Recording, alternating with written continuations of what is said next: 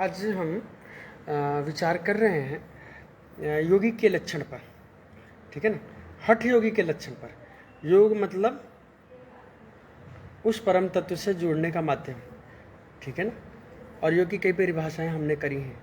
योग चित्तवृत्ति निरोधा, योग कर्मसु कौशलम और भी कई। लेकिन आज हम योगी के कुछ लक्षणों पर कि योगी के लक्षण क्या होते हैं, खास करके हठ योगी के हम बात कर रहे हैं आज के सत्र में।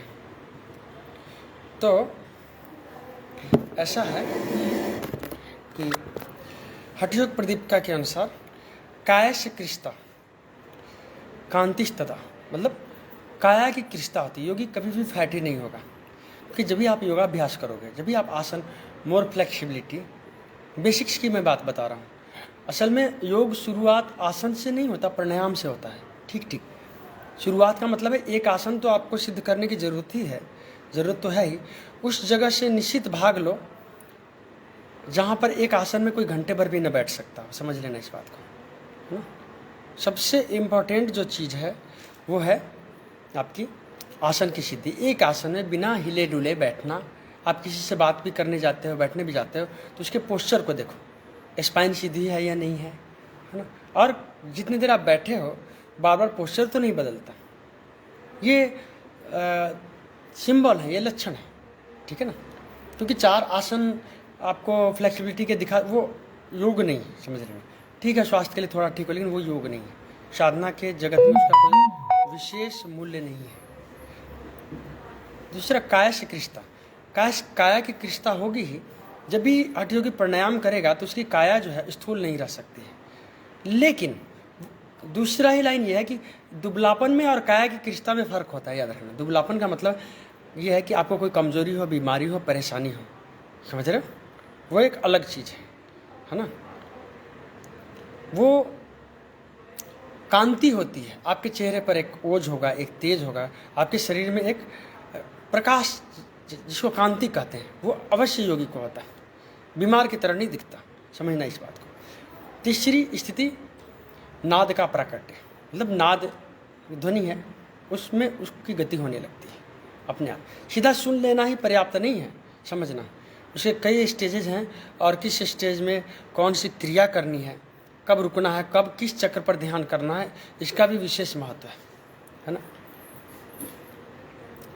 तीसरा, पाचन की सुदृढ़ता।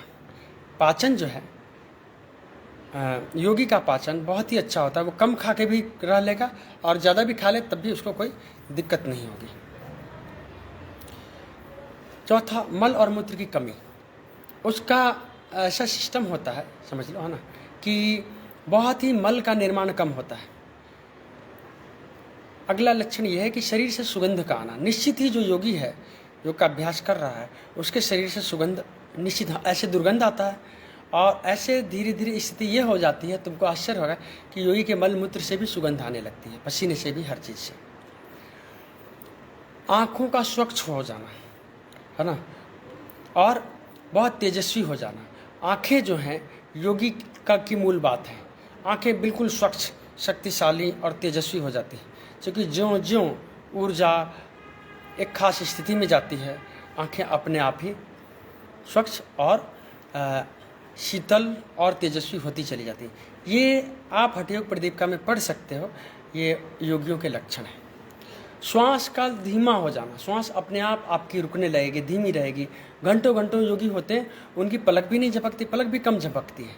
साधारण लोगों की पलकें ज़्यादा झपकती हैं, आप देखना, और योगियों की पलकें कम झपकती हैं। टिकाव होता है, और श्वास भी अपने आप स्थिर होता चला जाता है। और ऐसा नहीं कि मिनट 2 मिनट की बात है। आप देखोगे कभी कभी 5-5 मिनट श्वास रुके हुए हैं। एक आध सेकंड की शुरुआत, एक आध सेकंड से होती है, लेकिन उसमें और शुद्धियाँ करनी पड़ती, फिर आगे प्रक्रिया बढ़ती है।